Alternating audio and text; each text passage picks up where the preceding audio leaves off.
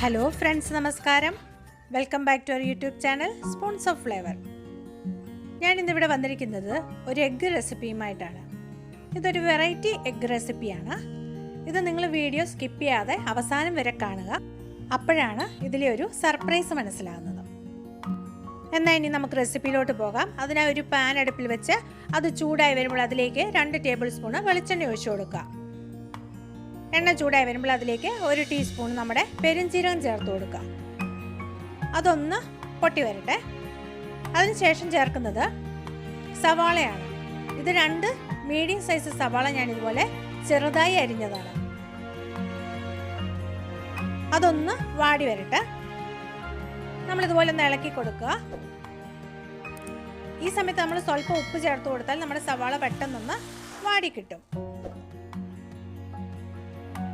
അതിനുശേഷം 1 teaspoon ginger garlic paste ആണ് ചേർത്തിരിക്കുന്നത്. ഇപ്പം നിങ്ങളുടെ കയ്യിൽ ജിഞ്ചർ ഗാർലിക്കിൻ്റെ പേസ്റ്റ് ഇല്ലാന്നുണ്ടെങ്കിൽ ഇഞ്ചിയും വെളുത്തുള്ളിയും ചെറുതായിട്ട് അരിഞ്ഞത് 1 ടീസ്പൂൺ ചേർത്ത് കൊടുക്കാം. കണ്ടോ, നമ്മുടെ സവാള എല്ലാം ഒന്ന് വഴണ്ടി വന്നിട്ടുണ്ട്. ഈ സമയത്ത് നമ്മൾ ചേർക്കുന്നത് ഒരു വലിയ തക്കാളി ഞാൻ ഇതുപോലെ പേസ്റ്റ് ആക്കിയതാണ്. ഇതും കൂടെ ചേർത്ത് കൊടുക്കുക. അതിനുശേഷം ഇതെല്ലാം നല്ലതായിട്ടൊന്ന് മിക്സ് ചെയ്യുക. ഇനി നമ്മുടെ ആ തക്കാളിയുടെ വെള്ളം ഒന്ന് പറ്റി വരട്ടെ. അതുവരെ നമ്മൾ ഒന്ന് അത് ഇളക്കി കൊടുത്തുകൊണ്ടിരിക്കുക. ഈ സമയത്ത് വെള്ളം എല്ലാം പറ്റി വന്നിട്ടുണ്ട്. അപ്പോൾ അതിലേക്ക് പൊടികൾ ചേർത്ത് കൊടുക്കാം. 1/4 ടീസ്പൂൺ മഞ്ഞൾപ്പൊടി, 1/2 ടീസ്പൂൺ കാശ്മീരി മുളക് പൊടി, അതുപോലെ തന്നെ 1/2 ടീസ്പൂൺ നമ്മുടെ ചിക്കൻ മസാല, പിന്നെ ചേർക്കുന്നത് 1/2 ടീസ്പൂൺ ഗരം മസാല, പിന്നെ ചേർക്കുന്നത് 1/2 ടീസ്പൂൺ കുരുമുളക് പൊടി. ഇത്രയും ചേർത്ത് നല്ലതായിട്ടൊന്ന് മിക്സ് ചെയ്യുക. ഒരു പച്ചമണം മാറുന്നിടം വരെ ഒന്ന് വഴറ്റിയെടുക്കുക. ഇനി അതിലേക്ക് നമുക്ക് 1/2 ഗ്ലാസ് ചെറു ചൂടുവെള്ളം ഒഴിച്ചു കൊടുക്കാം.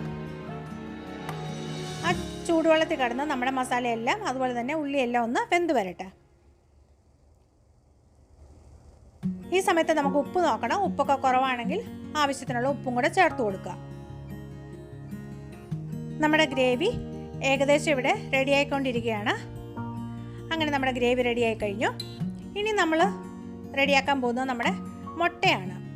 അതിനായിട്ട് ഇതുപോലൊരു പാത്രത്തിൽ നമ്മൾ വെള്ളം വയ്ക്കുക. എന്നിട്ട് വെള്ളം തിളപ്പിക്കുക. നിങ്ങൾക്കൊരു പാനോ അല്ലെങ്കിൽ പാത്രമോ ഏതാണ് നിങ്ങളുടെ കയ്യിലുള്ളതെന്ന് വെച്ചാൽ അത് ഉപയോഗിക്കുക. അതിനുശേഷം ഇതുപോലെ ഒരു കുഴിയുള്ള തവി, ഞാനിവിടെ സ്റ്റീൽ തവിയാണ് എടുത്തിരിക്കുന്നത്. നമ്മൾ മാവൊക്കെ കോരി ഒഴിക്കുന്നില്ല, ആ തവിയാണ് എടുത്തിരിക്കുന്നത്. അതിലേക്ക് സ്വല്പം എണ്ണ തേച്ച് കൊടുക്കുക. അതിനുശേഷം അതിലേക്ക് നമ്മൾ മുട്ട പൊട്ടിച്ചൊഴിക്കുക. എന്നിട്ട് നമ്മളത് വെള്ളത്തിൽ വെച്ച് ഇതുപോലെ വേവിച്ചെടുക്കുക. ഇത് ഒത്തിരി കുഴിയില്ലാത്ത പാത്രമായതുകൊണ്ട് എനിക്കതിങ്ങനെ നമ്മൾ അതിൻ്റെ തട്ടൽ വെച്ചാൽ മതി, പിടിച്ചുകൊണ്ട് നിൽക്കണ്ട. ഇപ്പം ഏകദേശം ഒരു 2 മിനിറ്റായി. അപ്പം നമ്മുടെ മുട്ടയും റെഡി ആയിരിക്കുകയാണ്. ഇതിനി നമുക്കൊരു സ്പൂൺ ഉപയോഗിച്ച് എടുക്കാം. കണ്ടു, ഇതുപോലെ സിമ്പിളായിട്ട് നമുക്കൊരു സ്പൂൺ ഉപയോഗിച്ച് എടുക്കാവുന്നതേ ഉള്ളൂ. വളരെ ഈസിയാണ്. ഇതിൻ്റെ അടിവശം ഉണ്ടല്ലോ, ഈ മുട്ടയുടെ അടിവശം നല്ല ക്രിസ്പി ആയിട്ടിരിക്കും.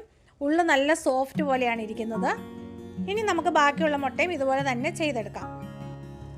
അതുപോലെ തന്നെ ഇപ്പം നമ്മൾ ഇത് കാണുമ്പം ചോദിക്കും മുട്ട പുഴുങ്ങിയിട്ട് ഉണ്ടാക്കിയാൽ പോരെയെന്ന്. പക്ഷേ ഇങ്ങനെ നമ്മൾ ഉണ്ടാക്കി കഴിക്കുന്നതിന് വേറൊരു ടേസ്റ്റാണ്.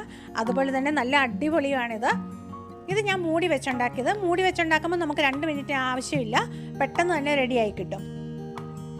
കണ്ടോ, ഇതുപോലെ ഞാൻ എല്ലാ മുട്ടയും ഇതുപോലെ റെഡിയാക്കിയിട്ടുണ്ട്. ഇനി നമുക്ക് ഇതിൻ്റെ മുകളിൽ നമ്മുടെ റെഡിയാക്കി വെച്ചിരിക്കുന്ന ഗ്രേവിയില്ലേ അത് ഒഴിച്ചു കൊടുക്കാം. ഇതെല്ലാവരും ഒന്ന് ട്രൈ ചെയ്ത് നോക്കുക. നമ്മൾ ഡെയിലി മുട്ട പുഴുങ്ങിയൊക്കെയല്ലേ നമ്മൾ മുട്ടക്കറി ഉണ്ടാക്കുന്നത്. അതിന് പകരം ഇങ്ങനെ ഒന്ന് ട്രൈ ചെയ്ത് നോക്കുക. എന്നിട്ട് നിങ്ങളുടെ അഭിപ്രായങ്ങൾ പറയുക, ലൈക്ക് ചെയ്യുക, അതുപോലെ തന്നെ ഫാമിലിക്ക് ഫ്രണ്ട്സിന് ഷെയർ ചെയ്യുക. പുതിയതായിട്ട് ചാനൽ കാണുന്നുണ്ടെങ്കിൽ സബ്സ്ക്രൈബ് ചെയ്യുക.